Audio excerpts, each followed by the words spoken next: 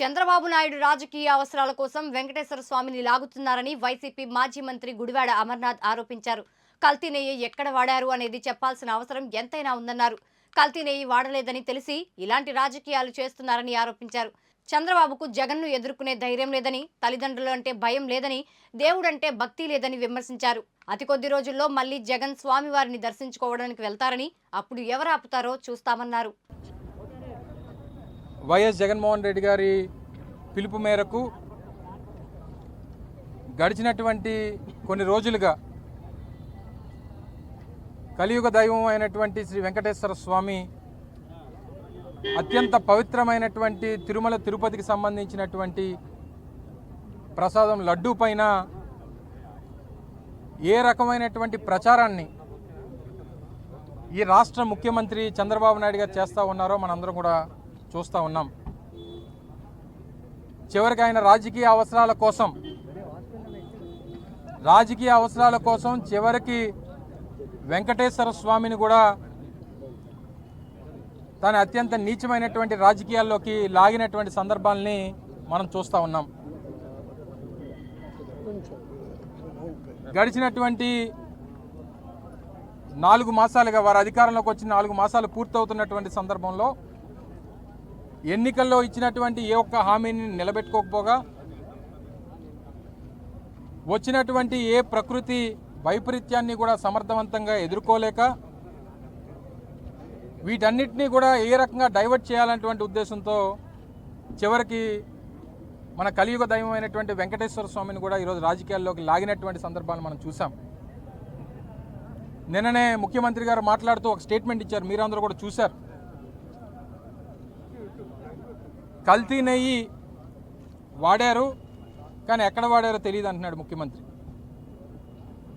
మరి రాష్ట్రానికి ముఖ్యమంత్రిగా ఉన్నటువంటి వ్యక్తి వాళ్ళ వాస్తవంగా అది జరిగుండుంటే ఎలా జరిగింది, ఎక్కడ జరిగింది అనేటువంటి చెప్పాల్సినటువంటి అవసరం ఉంది.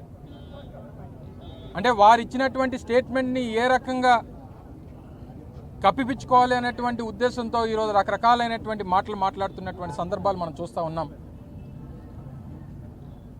ఈ కల్తీ నెయ్యి విషయంలో జగన్మోహన్ రెడ్డి గారికి, గత ప్రభుత్వానికి పాత్ర ఉందని, ఈ తప్పంతటిని కూడా జగన్మోహన్ రెడ్డి గారి మీద నెట్టేయాలనేటువంటి ప్రయత్నం మొదటి రోజుల్లో చేసి చివరికి ఏమీ లేదు అని తెలిసి దాని నుంచి ఏ రకంగా బయటపడాలో తెలియనటువంటి పరిస్థితుల్లో ఈరోజు రాష్ట్ర ముఖ్యమంత్రి ఉన్నారు. వాస్తవంగా జగన్మోహన్ రెడ్డి గారిని ఎదుర్కోవాలనేటువంటి ఆలోచన ఉంటే నేరుగా ఎదుర్కోండి, నేరుగా రాజకీయాలు చేయండి, నేరుగా పోరాటం చేయండి. మీరు అధికారంలో ఉన్నారు. అంతేగాని చివరికి ఆ దేవుణ్ణి కూడా ఇంట్లో తీసుకురావడం అనేటువంటిది ముఖ్యంగా రాష్ట్ర ప్రజలే కాదు, తిరుమల తిరుపతి అంటే ప్రపంచవ్యాప్తంగా ఉన్నటువంటి తెలుగువారు, ప్రపంచవ్యాప్తంగా ఉన్నటువంటి హిందువులు అందరి తాలూకా మనోభావాలకు సంబంధించినటువంటి అంశం ఇది.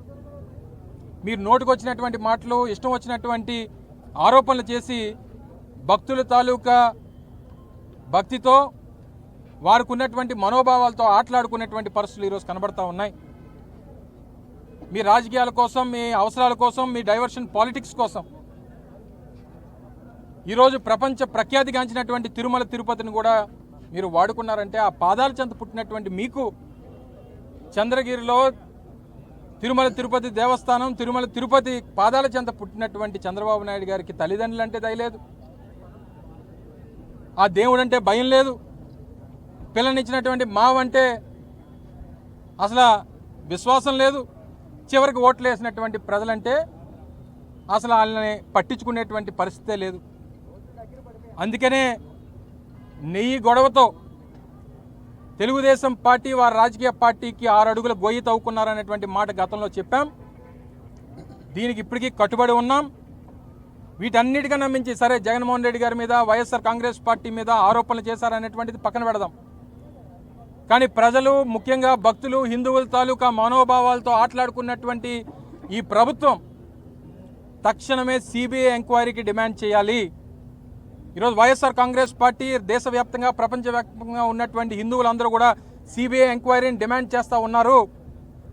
మీరు చేసినటువంటి ఆరోపణల్లో వాస్తవం ఎంత, నిజం ఎంత, లేరా మీరు రాజకీయాలకు వాడుకున్నారా లేదా అనేటువంటిది బయట పెట్టాలి. మీరు వేసినటువంటి సిట్లతోనే, మీరు వేసినటువంటి కమిటీలతో ఎవరికి నమ్మకం లేదు. ఎందుకంటే గతంలో కూడా మేము కూడా ప్రభుత్వాల్లో ఉన్నాం. ఆ కమిటీలు ఏ రకంగా పనిచేస్తాయో, ఎవరి కింద పనిచేస్తాయో, ఎవరి కోసం పనిచేస్తాయో అనేటువంటిది మాకు తెలుసు.